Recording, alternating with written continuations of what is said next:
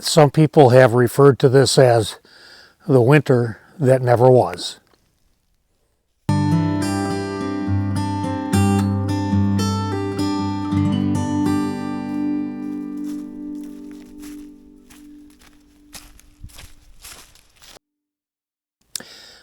It's the first week of March, March 5th to be exact, 2024.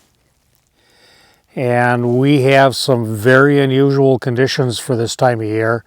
And in fact, it's been a very unusual winter.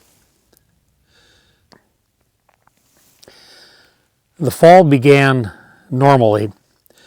Early November, we had temperatures that were very typical of early November. We had a little bit of snow here and there. As a matter of fact, for the opening of deer season, we had enough snow that was could be considered tracking snow as far as deer season was concerned. But from there, as November carried on, it became warmer and warmer. Any snow that we had was gone.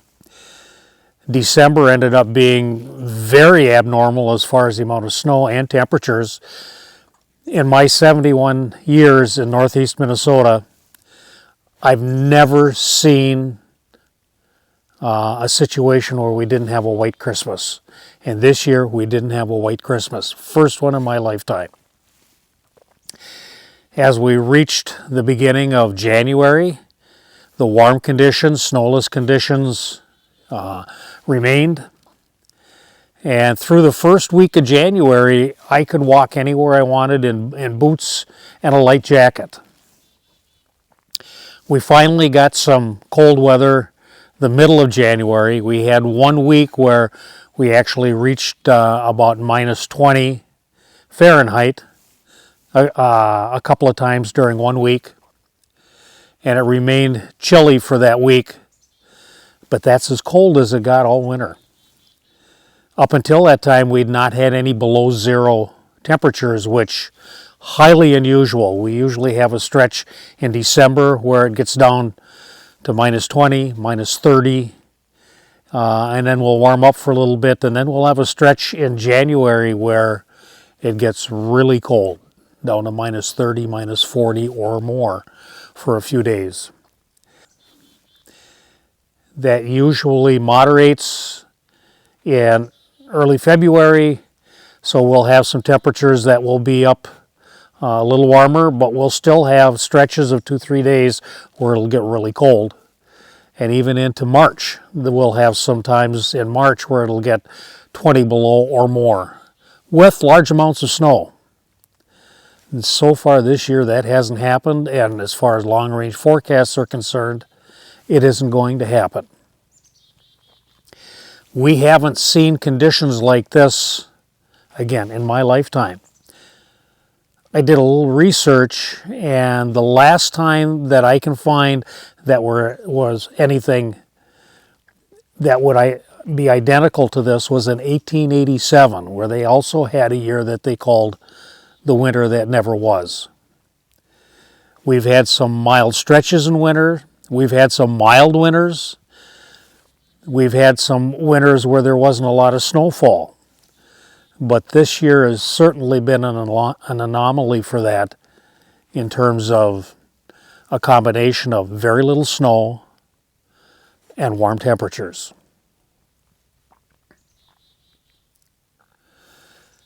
Two years ago, I did a little bit of a review on hawk skis.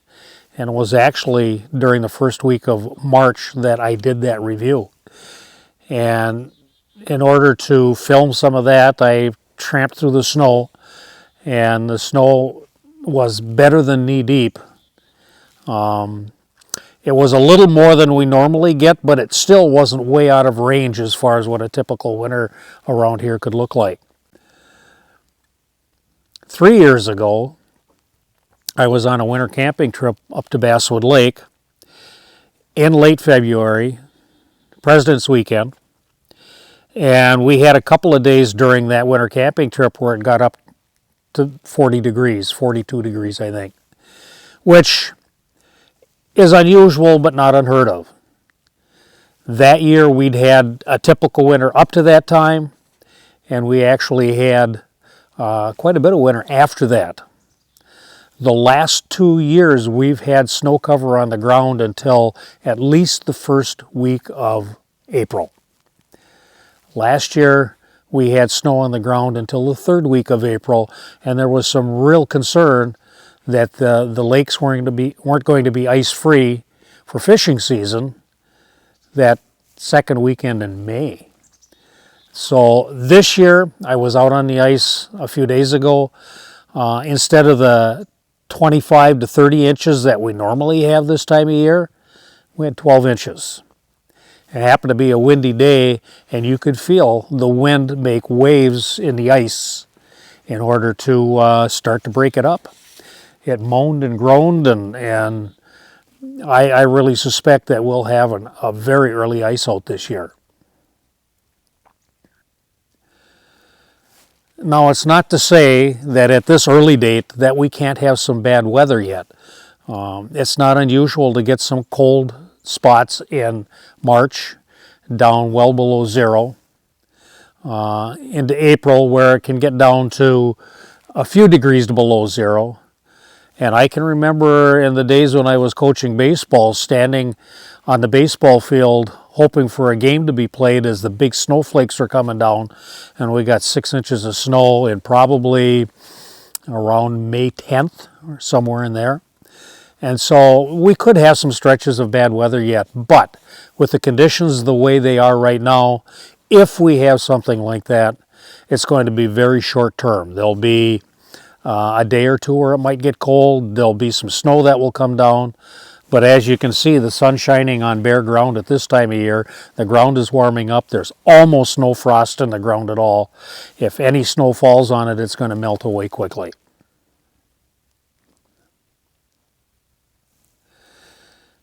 The positive side of all this is that the deer have had a really good year after a couple of tough winters, and they should partially recover. I've been out and about, and I've seen a lot of deer. More than I've seen for quite a while, but they're coming out to areas where there's been some grass that has grown in the past. They're eating some brown grass right now, but there's actually new grass coming up underneath it. And so they're getting a lot of nutrition after not having lost a lot of body fat this winter. So should be a good year for them coming up. I've also seen a lot of grouse, ruffed grouse. I was a little bit concerned because they normally roost in deep snow in the wintertime when the temperatures get cold.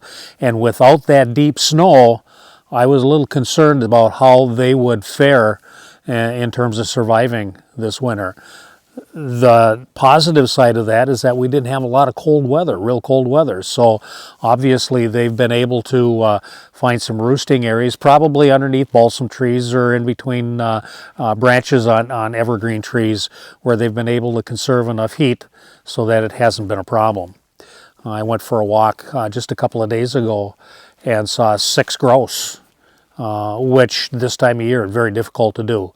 I've seen signs of them either tracks in a little bit of snow that we have had, or piles of droppings that normally you don't see this time of year. So I think unless something really strange happens here over the next few weeks, I think our grouse population held pretty well as far as this winter is concerned. The downside is that we really don't know how this is going to affect the rest of the spring and into the summer. One thing for sure is that the fire danger is going to come early. The fire season is going to come early, and it's going to last a long time. Unless we get a lot of moisture in April and early May, this could be one dandy of a fire season. As far as the return of migrating birds, for example, there have been some birds that came back early. The crows came back early. They're normally an early returner anyway, but they came back early. I actually heard a merlin the other day. I had one person that told me that they'd heard a white-throated sparrow. The chickadees have almost skipped their late winter singing. and they're actually pretty quiet right now. So those types of things remain to be seen. As far as the plant life, I'm sure the grasses and stuff like that are going to get a real jump this year. I spend a lot of time looking for orchids early in the spring through the middle of the summer, and it's going to be really, I'm going to be really curious to see if this affects their timing as far as when they come out and how long they stay. So that's something that hopefully I'll have an update for you in the future here. We'll keep an eye on that.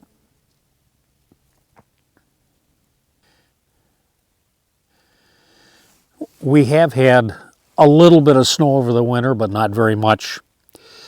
There are some winters where I have to clean my driveway either with a snowblower or by plow a couple times a week through most of the winter. This year, I've plowed my driveway 3 times, and twice I really didn't have to do that. The one time we got about 4 inches of snow that I didn't know how long it was going to stick around, so I did plow that time, and it was a needed plowing. But within a few days, the temperature warmed up and most of that snow left. So those businesses that depend on winter in order to make a go of it for the year are suffering pretty good. The people that plow snow, the people that run snowmobiles, the people that run skiing. I've been out skiing 3 times this winter. I tried to set a track across the road from my house once. I skied our hunting property once, and I skied back into the boundary waters on a day trip for fishing once. And that was all I've been able to use my skis this year.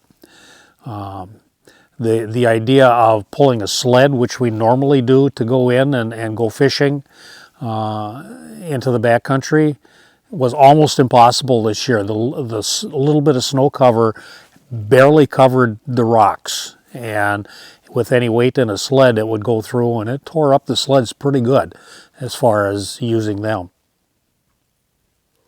So I may do an update here 3, 4, 5 weeks down the line when we get a little better idea of how the spring is going, whether we're going to get any moisture, whether the temperatures are going to dip. But for now, it's been a real anomaly as far as what winter should be in northeast Minnesota.